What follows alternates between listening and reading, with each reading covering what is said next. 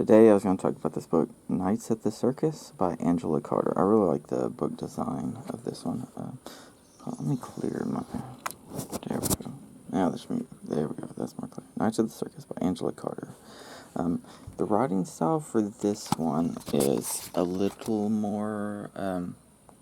I guess you could call it verbose. It has a more interesting vocabulary than the last book I talked about, which was Glamorama by Bret Easton Ellis. I found out about this book about 10 years ago. All these flies everywhere. I'm out in the boondocks of Texas.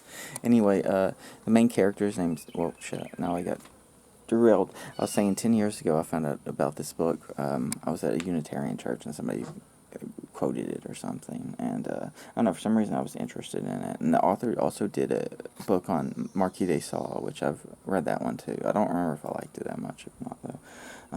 This book, like I said, the protagonist's name's Sophie Feathers, and it's like, at first I just assumed that she was trapped in the circus. I thought that was the plot, where she was trapped in the circus, being held captive there, where she has this woman with wings, but it actually doesn't seem to quite be the case. She seems to have more freedom than that, and also she's more of a Cockney. She's like known as the Cockney Venus, and I was like surprised by how, like, unrefined she seems to be, where she belches and farts and all that shit all the time, which is cool, I guess.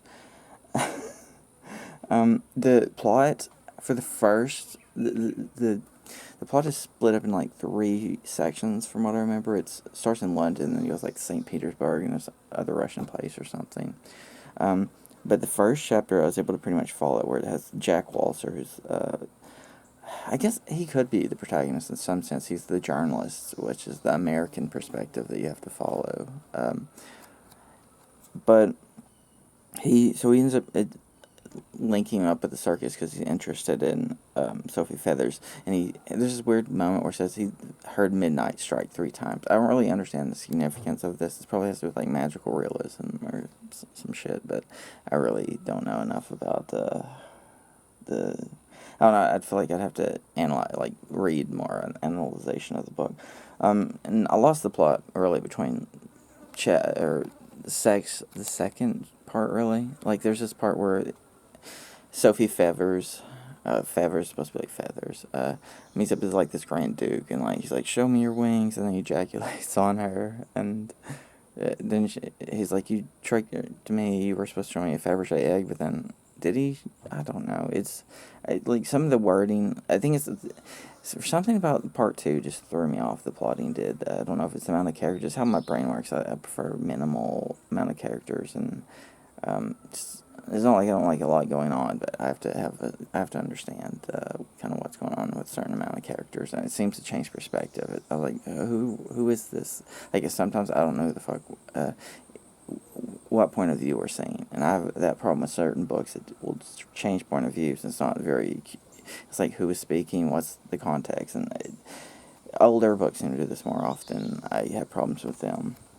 There was some interesting quotes, especially towards the first part. In a secular age, an authentic miracle must purport to be a hoax in order to gain credit in the world, because you're not for sure if she's, like, bullshitting about having wings. Again, wings on the cover, or if she's a legit, like, bird woman. And there's like, it's said that there's some value to the fact that you're not sure, because if you were sure one way or the other, it's like magic. If you actually had genuine abilities to do magic, it would be in some ways less impressive than if you fooled people into believing you had magic. So the same concept, seemingly, with this. What was another good quote? Oh yeah, what is marriage but prostitution to one man instead of many? It's kind of interesting. Similar to a phrase by Lana Del Rey, where she's like, if you've owned or been had by all, then you're owned or had by none. So yeah, similar, whatever. I don't care. Oh Lord. All right. Yeah, shut up. Alright, so there's this strong man, and, like, I think he hooks up with this chick named Mignon. I forgot how she comes about. But then, yeah, I don't know. Then Mignon is mentioned a few times, and I wasn't sure if she's supposed to be, like, a parallel kind of mirrored version of Feathers. It's like, so she sees herself in her. That seemed to be what they were getting at, but it was hard to tell for sure. Yeah, then they mentioned Ogna Alexandrova in chapter 2, and like, it's another thing. I'm like, what the hell is this coming up with? So that was very confusing. Again, it's not like it's a bad novel or anything when it comes to that, but like other people, I'm sure could follow it fine. But I just was confused by who they brought up, and like the protagonist or Jack Walser joins the clowns. You know, it's like there's this thing called Clown Alley. But they do this stuff around the circus, but I just like I'm just I don't know. I just wasn't interested in a lot of it. None of it a lot of it just didn't seem to make sense. And all right, so there was a quote at the end of the book. She felt herself trapped forever in the reflection in Walter's eyes. So I found that one kind of interesting, where it's because it has, I think there's like some politics in the book, and of course it's from what I understood reading on Wikipedia, the extreme feminists hate this book because it's a post-feminism. It's like, well, feminism did its job, blah blah blah.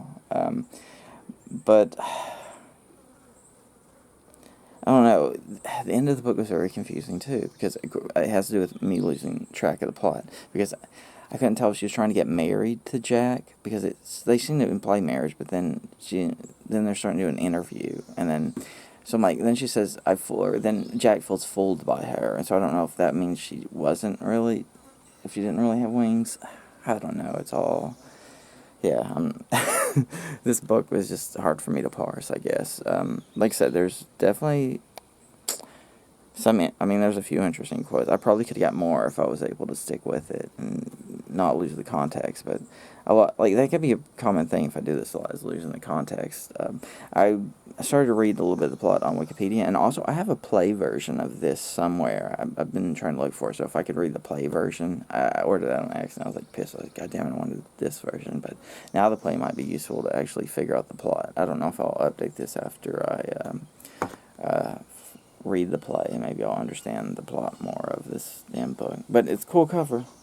Look at that cool ass cover. That's a fucking cool cover. Anyway, I can't say, I guess I didn't do a good job of whatever the fuck analyzing this book, but fuck you.